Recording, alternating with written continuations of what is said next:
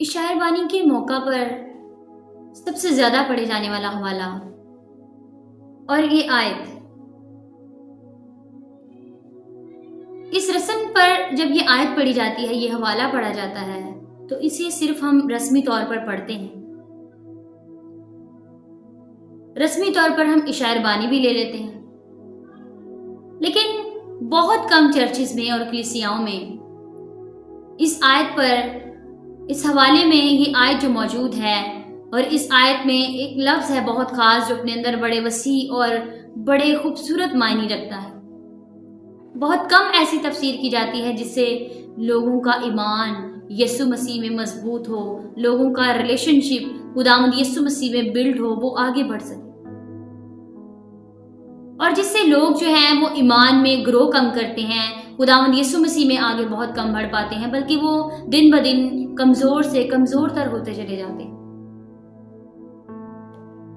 اگر آپ چاہتے ہیں کہ آپ یسوع مسیح میں ریلیشن شپ میں آگے بڑھیں، سٹیپ بائی سٹیپ آگے چلتے جائیں، اور آپ کا رشتہ یسوع مسیح کے ساتھ مضبوط ہوتا جائے، تو آپ ضرور میرے ساتھ اس ویڈیو کے آخر تک رہیں، کیونکہ اس ویڈیو کے آخر میں آج آپ کو ایک ٹپ دینے والی ہوں جس سے آپ یسوع مسیح کے ساتھ ریلیشن شپ میں، رشتے میں آگے بڑھ سکتے ہیں، مضبوط ہو سکتے ہیں۔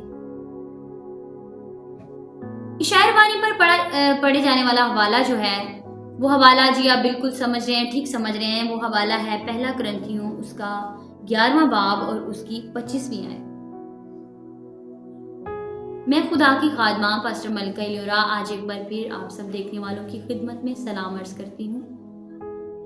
آپ سب دیکھنے والوں سے گزارش ہے کہ ہم اس ویڈیو میں آگے بڑھنے سے پہلے دعا کریں گے۔ میں گزارش کرتی ہوں کہ آپ بھی اپنے لیے دعا کریں کہ آج خدا آپ کو فضل عطا کرے، کہ آپ آج جو ویڈیو دیکھنے کو ہے، جو میسج سننے کو ہے، اس کے وسیلے سے خدا آپ کو برکت دے اور سمجھ عطا کرے۔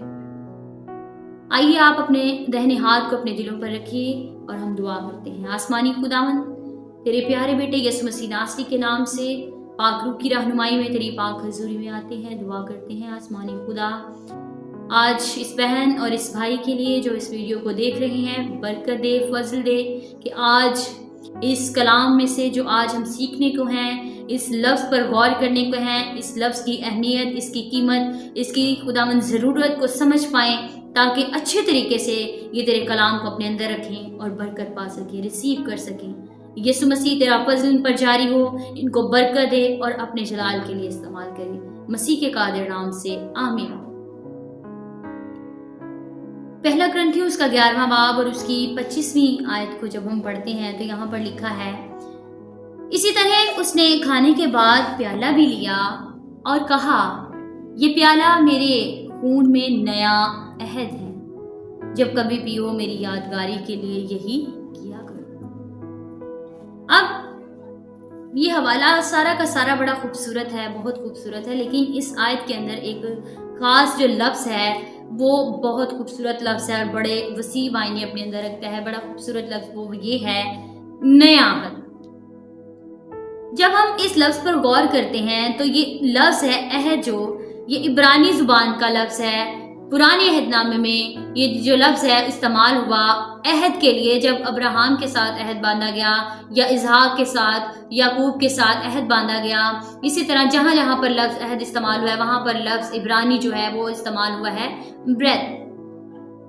اور عہد باندھنے کے لیے جو عبرانی لفظ استعمال ہوا ہے وہ کاٹ بریتھ، جس کا مطلب ہے عہد کاٹنا، کاٹنا اور بریتھ عہد۔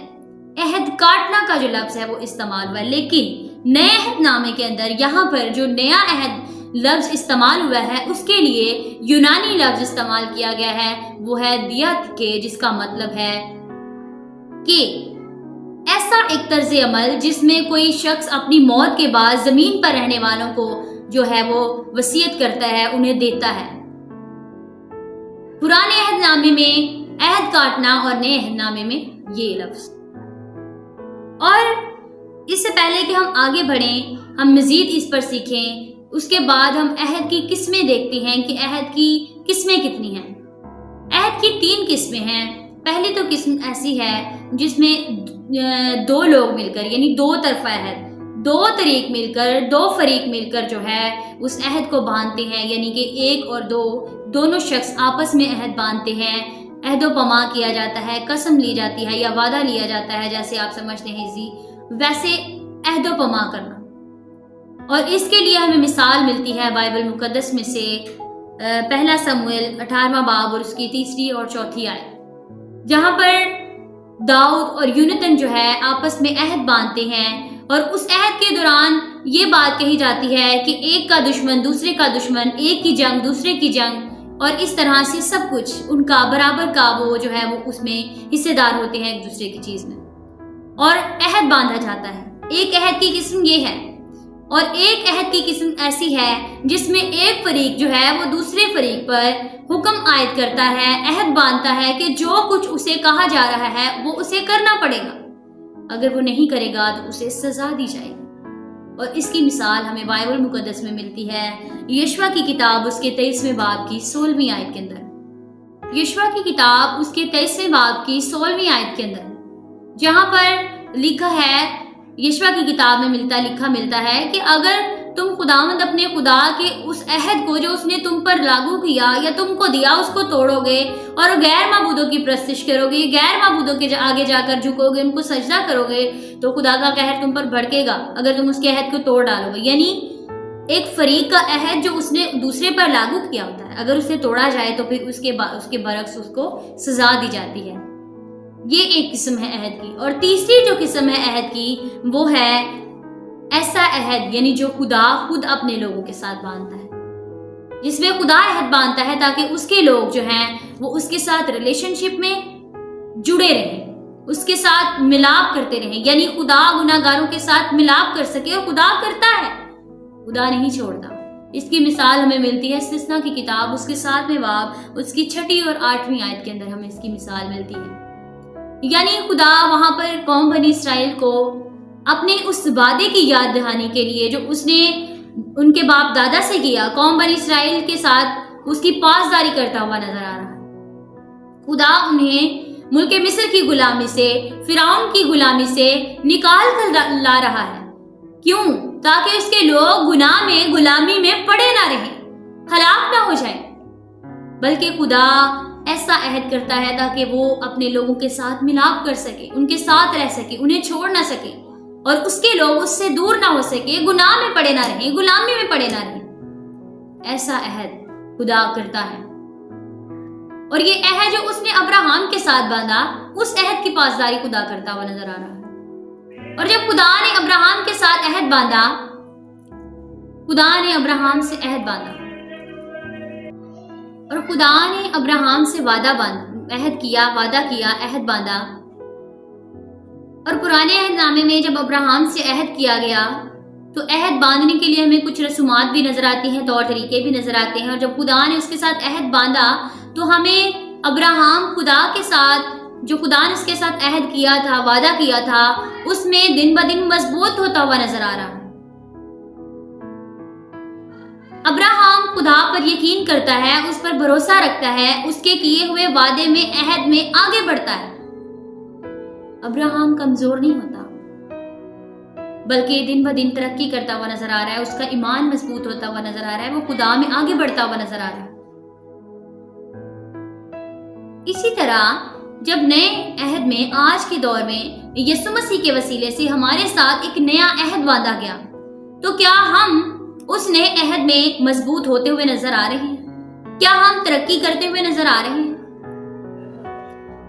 پرانے عہد نامے کے اندر جب عہد باندھا جاتا تو جس کا مطلب ہم نے دیکھا عہد کاٹنا، وہ عہد کاٹنے کے طور طریقے تھے۔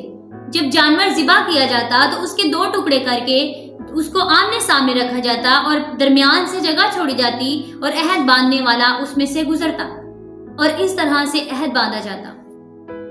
اور نئے عہد نامے کے اندر جب ہم نے عہد کا مطلب دیکھا، یعنی ایسا طرز عمل کہ جب ایک شخص مر جاتا ہے، اس کی موت کے بعد وہ اپنی وصیت اپنا جو ہے زمین پر رہنے والے لوگوں کو دے جاتا ہے۔ یعنی یسوع مسیح نے اپنی موت کے بعد جب وہ جی اٹھا، اس نے ہمیں وصیت کی۔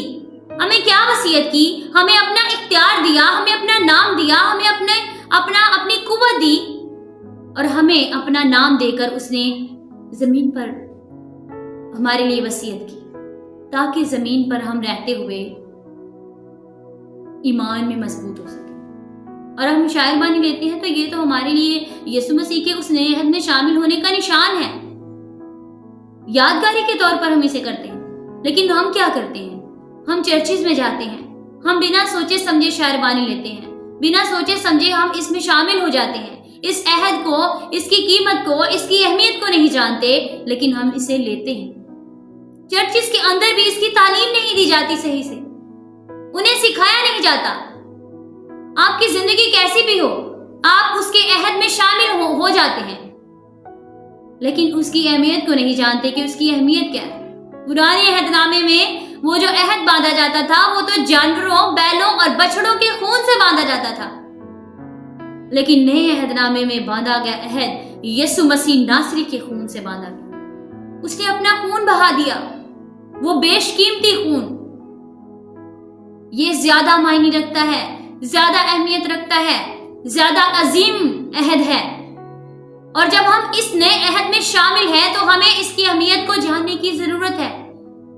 हमें समझने की जरूरत है कि हम ऐसे ही उठकर इस शायरबानी के सैक्रामेंट में ना शामिल हो जाया करें, बल्कि हम इसकी अहमियत को जानते हुए, इसके मतलब को समझते हुए कि यीशु मसीह ने हमें अथॉरिटी दी है, यीशु मसीह ने हमें अपना नाम दिया है, उस अहद में हम शामिल हो रहे हैं। उसकी कीमत को जानते हुए हम उस अहद में शामिल हो। शायरबानी लेना अच्छी बात है अगर आप लेते हैं। मेरे ये कहने का मतलब नहीं कि अब आप शायरबानी ना लें, लेकिन चर्चिज में इस बात की तालीम दी जाए और उसके बाद आप सोच समझ कर लें कि कैसे हमें लेनी चाहिए। अगर हम इस अहद में शामिल होते हैं, इस शायरबानी को लेते हैं, सैक्रामेंट में शामिल होते हैं, तो हमें इसकी कीमत पता है क्या? हम इसका मतलब जानते हैं कि जो अहद हमें यीशु मसीह के वसीले से हमारे साथ बांधा गया वो क्या था? हम ये शायरबानी उस अहद की यादगारी में लेते हैं। अगर हमें उस अहद का ही नहीं पता तो हमें शायरबानी लेने का कोई फायदा ही नहीं। फिर हम रस्मी शायरबानी लेते हैं, रस्मी तौर पर हम जाते हैं और जाकर शीरा और रोटी खा लेते हैं। ये बात जानने की जरूरत है और इस बात को समझिए। इस नए अहद में ये जो इस आयत के अंदर एक खूबसूरत लफ्ज़ हमें मिला, हमने पढ़ा नया अहद, इसमें शामिल होने के लिए इसकी कीमत, इसकी अहमियत को समझना बहुत ज़रूरी है। अगर आप नहीं जानते तो आप ज़रूर समझिए और सीखिए, और उसके बाद आप शायरबानी की रस्म में ज़रूर शामिल हों। खुदावन आज के कलाम के वसीले से आपको बरकत दे।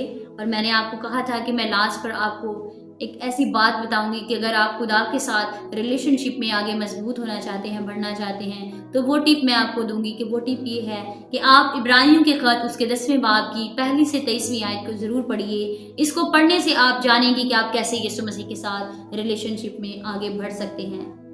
आमीन।